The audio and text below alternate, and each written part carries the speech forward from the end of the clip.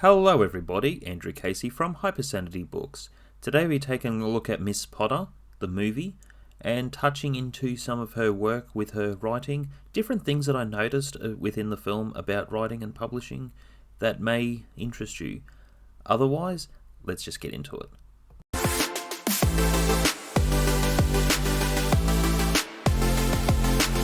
Number 10. Artist since childhood. Not bad, Miss Beatrix. Do you have any animal stories for me today? I don't. Sorry. Nothing new. One thing I enjoyed with this film was seeing how it was unfolding with what she did within her childhood, painting, drawing. The illustrations in the original works of Peter Rabbit are quite interesting. They're reprinted today. They are still available. Her first book was published in 1901. So it's got a long history, Peter Rabbit. From childhood, it touched through a lot of different points within the film, and some of the characters that she designed were basic to start off with from some years prior, and within some years to come, were eventually published into books that are in the Peter Rabbit collection. Oh, that's Jemima. She doesn't have a story yet, not a proper one. Jemima Duck? Jemima Puddle Duck. And a stupider duck the world has never seen. Number 9. Rejection. Bunnies in jackets with brass buttons. However do you imagine such things? I don't imagine them. They're quite real. They're my friends. With her work, it felt like it's being rejected. Not everyone will take to certain artwork. Some publishing houses will not publish children's books. Some publishing houses do publish. There are some that are quite competitive to get into. There are others who have their own expectations. And sometimes it's a fine line between, in today's world, there is so much more opportunity. I like self-publishing. I like hybrid publishing. Traditional publishing, I'm sort of moving away from that more. Though it's not necessarily a bad thing. I'm not trying to villainize other companies. There's just a lot of different choices.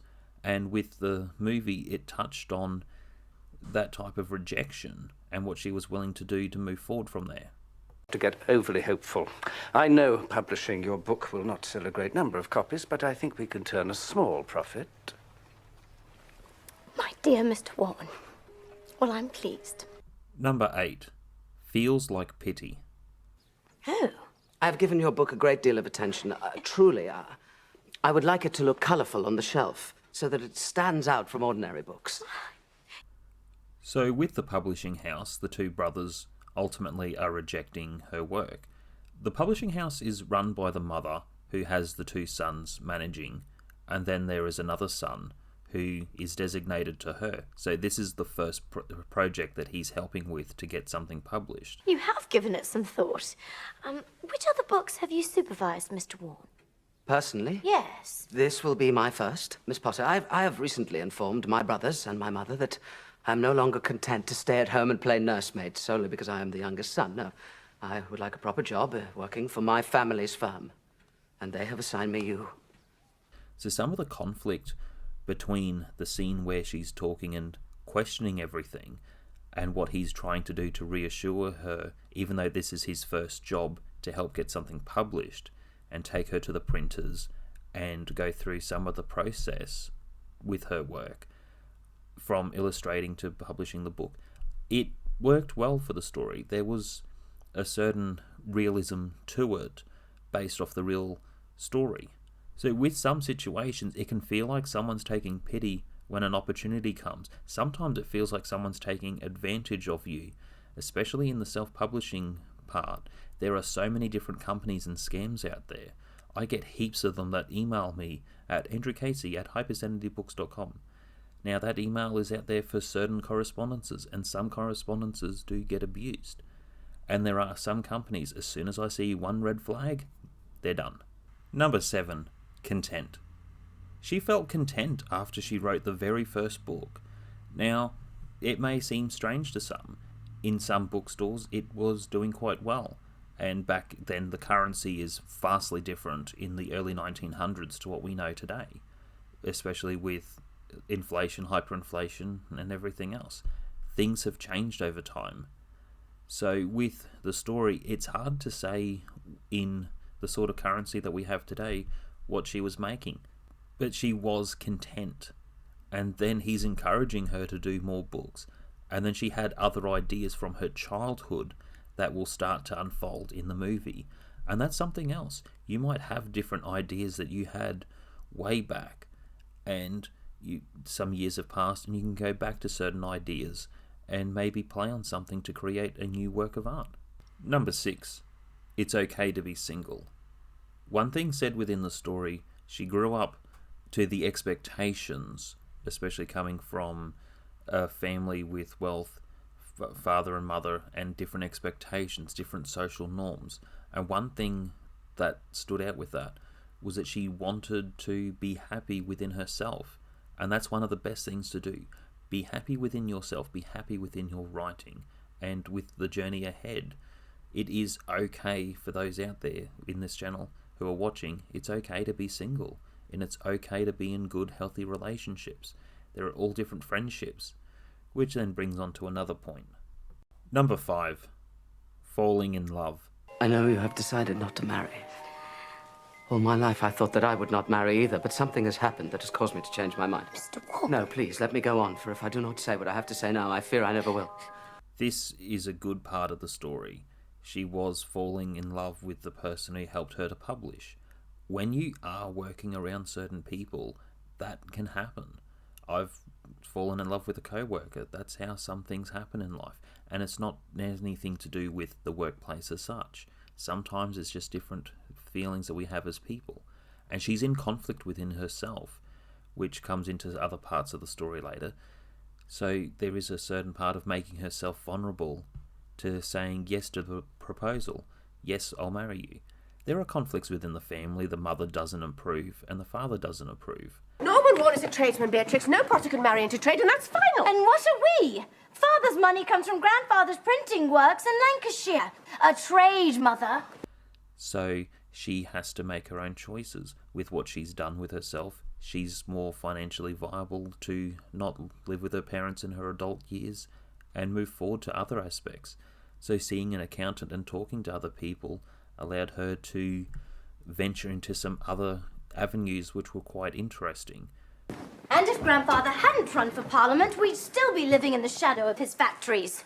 Your legacy came from Grandfather Leach's cotton trade. When did we become so high and mighty? But having that romance, falling in love, that's not such a bad thing. So within certain parts of your works, it may not necessarily be romantically involved when you're publishing things.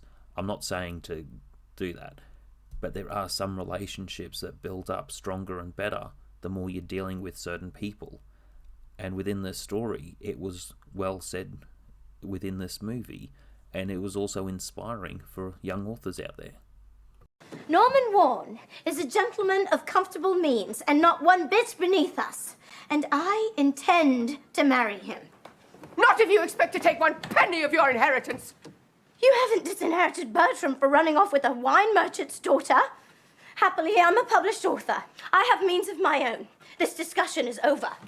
Number 4, you never know where a story is going to take you. That can be quite true. When starting a new project, it can be somewhere where you're starting and you have no idea how it's going to unfold. And that's the same with life. With the story, it was an excellent way to start this movie, and it was an excellent way to close the movie that finalized her life. With that being said in regards, there is a lot of inspiration to draw from this movie. I also find there is a market still out there for children's books of all different types, all different age groups. Number 3, Fiancee passes away. I loved him. I loved him too. But he's gone. There is a certain point in the story where the publisher gets real sick and passes away. Before she's able to get to him, the funeral was done the day before. And it was quite tragic. With the sister of the family, they were actually quite close. She also helped Beatrix in her harder times where she was self-isolating, doing heaps of illustrations, and in a bit of a chaotic rut. And there was a certain point with that part of the story that was also inspiring, because even though she's to be married into the family, the two older brothers were still dicks, I'll say that. But the sister was quite friendly and nice, and I loved that part of the story.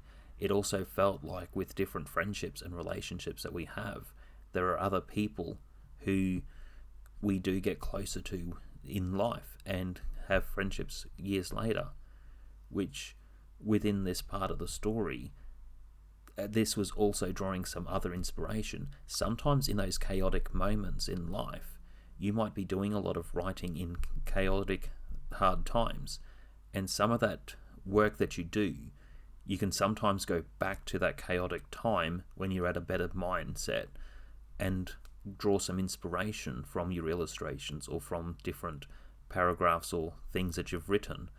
Number 2, creating jobs. Your observations are woefully Please, inadequate. sir, I am no longer in the habit of being lectured to, and thankfully I do not require your approval. And with buying all this different farmland, she's able to go somewhere to isolate more and enjoy doing what she loves, and that's writing and illustrating. From there, she's also able to keep providing jobs for people, which was also important. And that's something to consider with your writing. Even if you're writing a book, you can outsource certain problems to other people to help part of your writing. You might even outsource some things for illustrators. There are some authors who even admit they never wrote a book. They don't know how to write, but they outsource it to someone else to do it. We have been left a huge selection of photographs by Rupert Potter, Beatrix's father. Yeah. They were taken around 1908, 1912, and they show us not just what was growing in the garden, but where it was growing and the particular varieties. Look, here's the veg garden.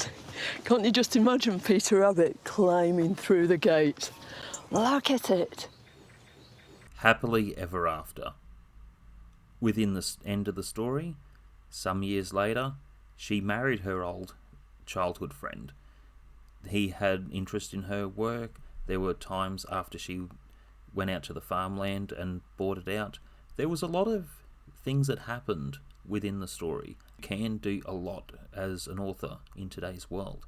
Even though some of the different ways on how the economy has changed over years, there is still so much opportunity out there for you to be an author. And with how money works and how the economy works, I found this movie to be quite inspiring. So yes, I absolutely recommend it. And if you're especially into writing children's books, I recommend this movie. If you have children who are inspiring to write, I recommend this movie. Otherwise, that's it for today. Hit like, subscribe, comment. I'll be touching on more movies about writing, but that's another story and shall be told another time. Or perhaps you'll be writing that book soon.